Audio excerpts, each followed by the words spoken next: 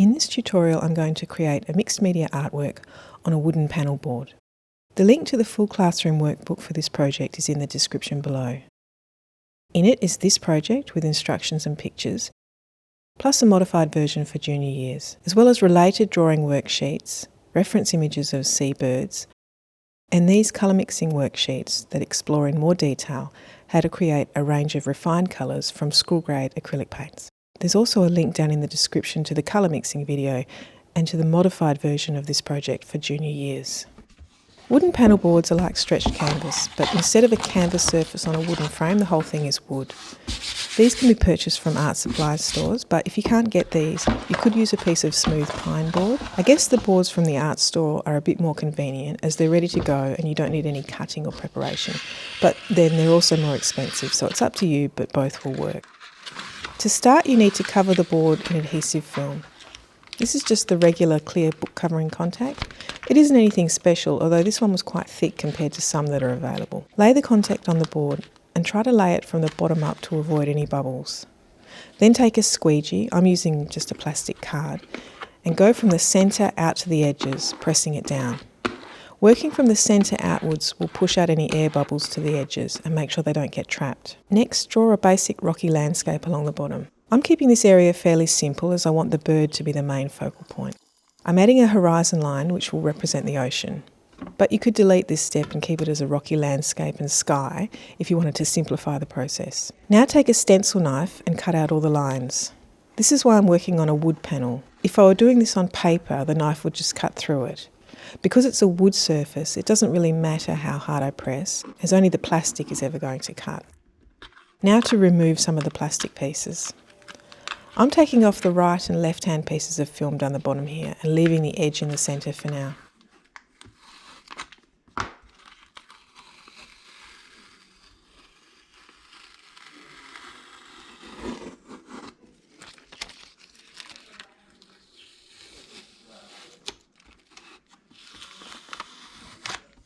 I'm using a spoon to burnish the edges of the plastic film to try and strengthen the masked area and reduce the amount of seepage underneath.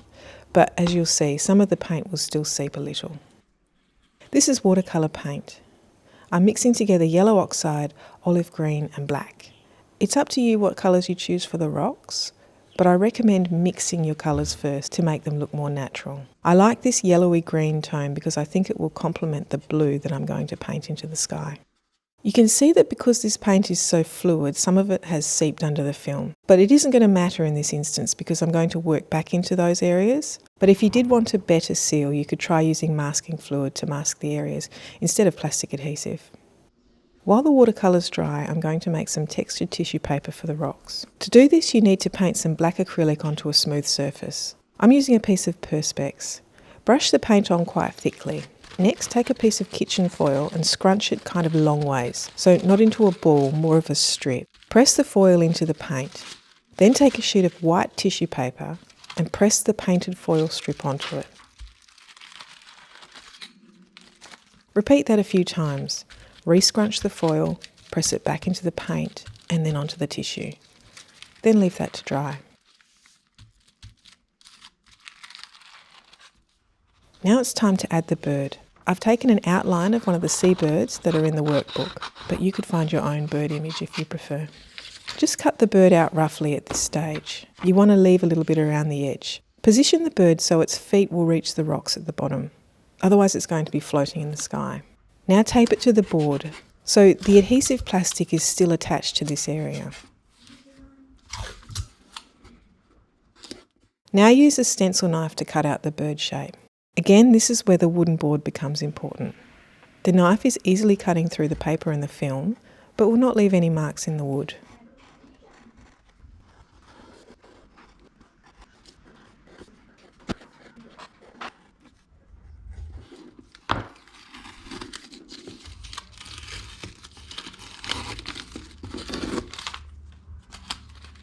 Don't forget to cut along the horizon line too.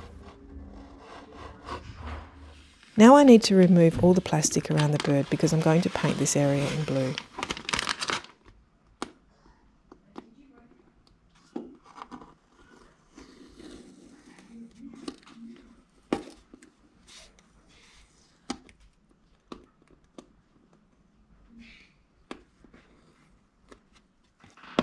Before I paint, I'm going to use a spoon to burnish those edges again to make sure no paint seeps underneath.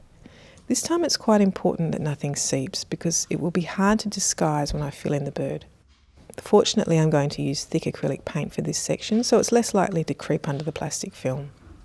For the background of this image, I'm mixing a combination of cool blue, burnt umber, white and black.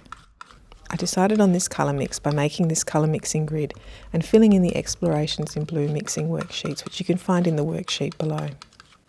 I've also made a short colour mixing video that goes with these mixing exercises. Considered colour choices are key to taking your art to the next level. And I mean more than just filling in a basic colour wheel. I think it's very hard to make sophisticated colour choices without doing some colour mixing exercises like these. Plus you can keep the results as a permanent reference tool for future works. So now you need to paint around the masked out bird shape. There's a couple of edges along the rocks that don't have a mask line because of the way I cut the plastic.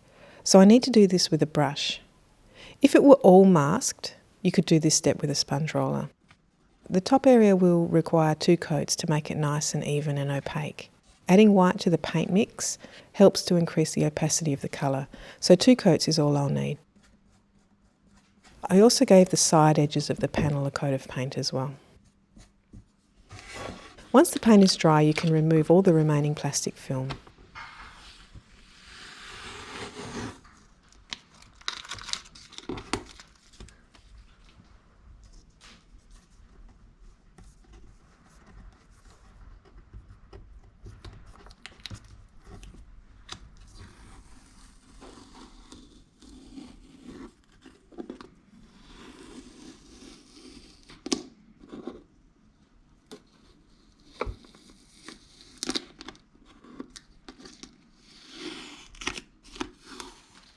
The next step is to use the textured tissue paper to add a contrasting detail to the rocks. In keeping with the natural forms, I'm going to tear the tissue to size instead of using scissors.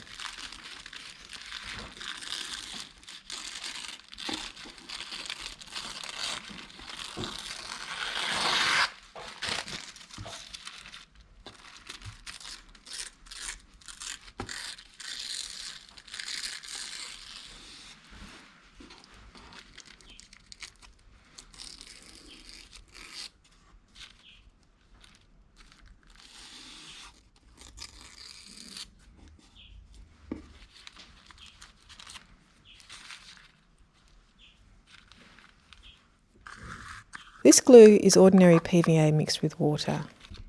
Mixer paste paper mache glue works really well too and is good for large classes. Brush the glue into the area you want the tissue paper to go. Lay it down and then brush some more glue over the top. Use the brush to press the tissue into the surface. Just be careful as it becomes more wet because it can tear at this stage. Because tissue paper is so thin, it absorbs the watery glue well and sits very flat on the surface. It should also stay somewhat translucent when it dries, so it almost looks like a painted feature rather than a piece of paper layered on top. I'm going to wrap the tissue around the edges of the panel, brushing it down with more glue. I'm adding another texture at the bottom here just to balance out the other piece, which is kind of sweeping down to the bottom right corner and I think dominating the area. Next is the small strip of ocean area. For this I'm using watercolour pencils, but you could use regular watercolours. And again I'm mixing the blue with some brown and black to keep it all in those naturalistic colour tones. So you can see how that seeping from the watercolour at the start is not really a problem for this section because it's getting covered. Just run a wet brush over the pencil to activate the paint. There's not much else I want to do to this section because I just want that thin watery blue ocean to contrast with the flat opaque painted sky. And finally to the bird. For this you need a black watercolour pencil.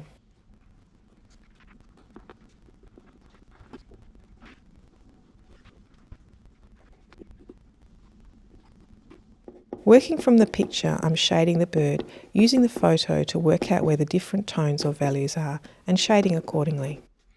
I also have a grey and light blue watercolour pencil to add to the tones.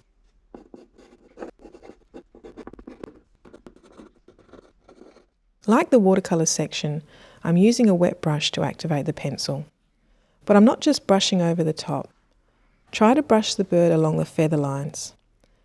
Approach it in sections and think about which direction the feathers are falling and brush the lines to suggest the form of the bird.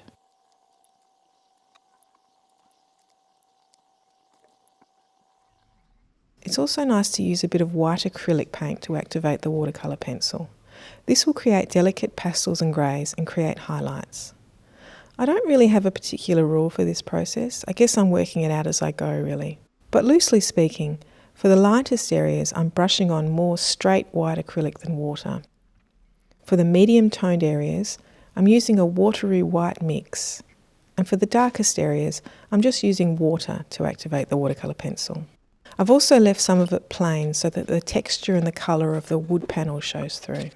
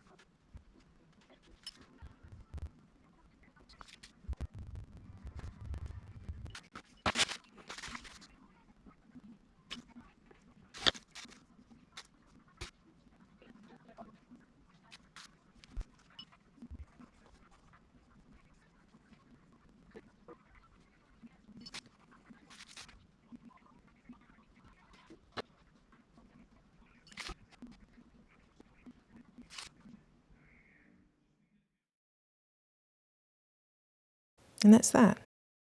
And this is a pelican I did for my practice run. Don't forget, all of this and more is in the workbook in the description below. And if this particular project is a little bit too tricky for you, there is another video that details how to modify this project for junior years. And thanks for watching.